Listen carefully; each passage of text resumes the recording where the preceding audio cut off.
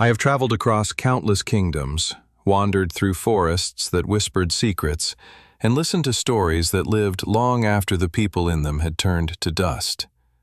But among all the tales I carry with me, there is one that has stayed in my heart, a story of betrayal, courage, and a justice so poetic it could only belong to the old world. It begins in the misty kingdom of Eldervale, where the winds moved slowly and the castle walls glowed gold at sunrise. And in this kingdom lived Queen Lysandra, a ruler whose wisdom was known across nations. But her pride, and her greatest treasure, was her daughter, Princess Alara, a girl whose kindness shone brighter than jewels ever could. And this is the story of how Alara lost everything, only to rise again. It was on a quiet morning, long before dawn, that I saw Queen Lysandra standing on the castle steps with her daughter by her side. A soft fog hugged the earth, and even the birds seemed to hold their breath. Princess Alara was to leave the kingdom that day, to marry Prince Rowan of the distant realm of Stormhollow, forging an alliance of peace. Alara was not alone. Riding beside her would be her chambermaid, Mira, a girl who had been raised within the castle walls, but whose heart, as I would learn, harbored shadows. And then there was Falada, a magnificent white stallion with eyes like molten silver and a voice. Yes, Falada could speak, though only to the royal family. He was not just a horse. He was Alara's childhood companion, her protector, and the keeper of her secrets. Before the journey began, Queen Lysandra took her daughter's hands and pressed a small white cloth into them. On it were sewn 3 drops of the queen's own blood. "Take this," she whispered. "My protection will follow you as long as you carry it." I remember the glow in the queen's eyes, a mixture of hope, fear, and love deeper than the ocean. But fate, ever unpredictable, had its own plans. And so, with the queen's blessing and the rising sun at her back, Princess Alara set off toward her future. For the first day, the journey was peaceful. The forest paths were gentle, the rivers calm, and Falada trotted gracefully through the morning light. But on the second day, under a blistering sun, Princess Alara grew thirsty. "Mira," she said softly, "please bring me a drink from the stream." Mira stopped her horse, turned slowly, and her eyes flashed with something dark. "Get it yourself," she snapped. "You have hands, don't you?" If you're enjoying the journey so far, let your voice be part of the story. Tap the like button, subscribe for more tales every day, hit the bell so you never miss the next chapter, and tell me in the comments what moment caught your heart. The cruelty of her tone startled even the birds overhead. Alara, innocent and unused to such disrespect, climbed down and knelt by the water. But in her trembling, the precious cloth, her mother's gift, slipped from her fingers and drifted downstream.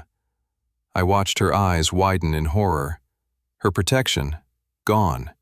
And Mira, who had been waiting for such a moment, did not waste a heartbeat.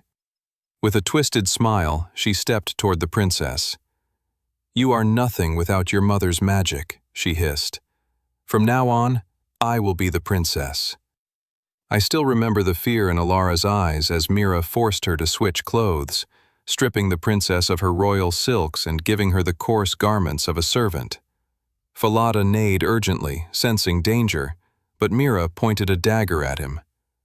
"Say a word," she warned the horse, "and you'll meet a fate worse than silence." Then she ordered Princess Alara to swear, by oath, never to reveal the truth to a human being in the kingdom of Stormhollow. And bound by her honor, Alara swore. Her journey toward a new life suddenly felt more like a descent into darkness. When the towers of Stormhollow Castle appeared in the distance, Mira straightened her stolen gown and lifted her chin proudly. The guards greeted her with respect. Servants bowed. The prince himself rushed forward, smiling warmly at the woman he believed to be his bride. And the real princess? Princess Alara, dusty, shaken, dressed in servant's clothes, was left standing near the courtyard gate, unnoticed. But Mira noticed. and she would not allow any loose ends. "Since you are so fond of animals," she said to Alara with false sweetness, "you will work in the fields as a goose girl." And so, the true princess of Eldervale was handed over to a stable boy named Conrad, who greeted her kindly but had no idea of her real identity. Yet Mira's treachery didn't end there. She feared Falada, the talking horse, might someday reveal the truth, so she lied to the castle's knacker, ordering him to behead Falada under the guise of illness. When I heard the news, I felt the world itself hold its breath. Princess Alara's grief was immeasurable. The morning after Falada's death, Princess Alara approached the knacker with trembling hands. "I will not ask you to undo what has been done," she whispered. "But please, let me have Falada's head." And although the request was strange, her sorrow was so raw that the knacker agreed. She paid him with the few coins she had, and by nightfall, Falada's head hung quietly under the archway Alara passed every morning on her way to the fields. Each day, as the sun rose, she approached the gateway and whispered, "Falada, dear Falada, you hang there so cold."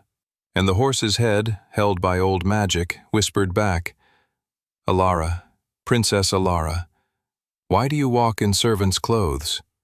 Her heart broke each time. In the fields, things grew no easier.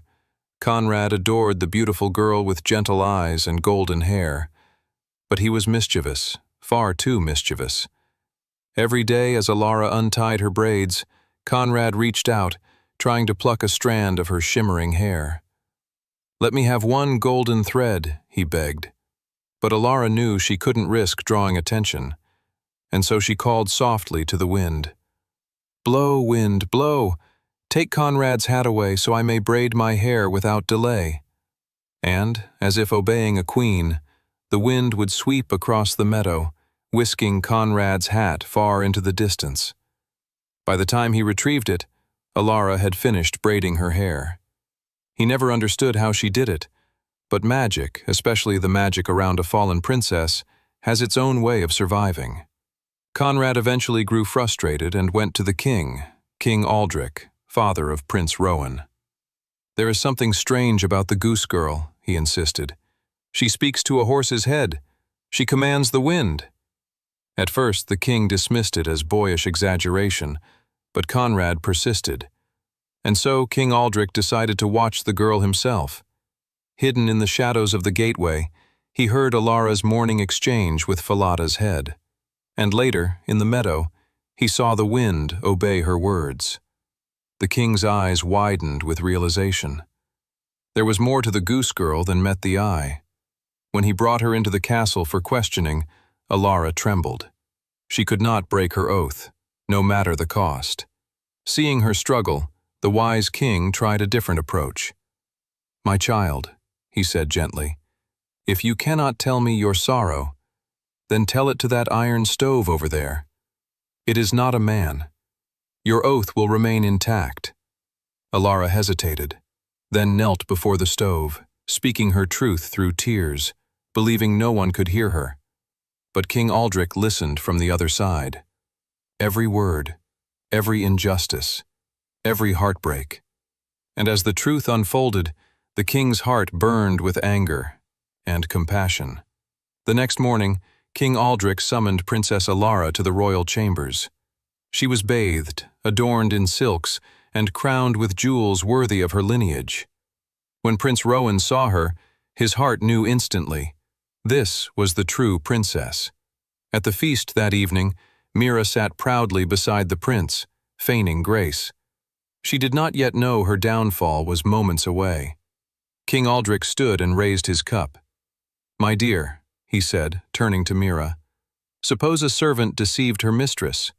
Suppose she stole her identity and forced her into labor. What punishment would such a person deserve?"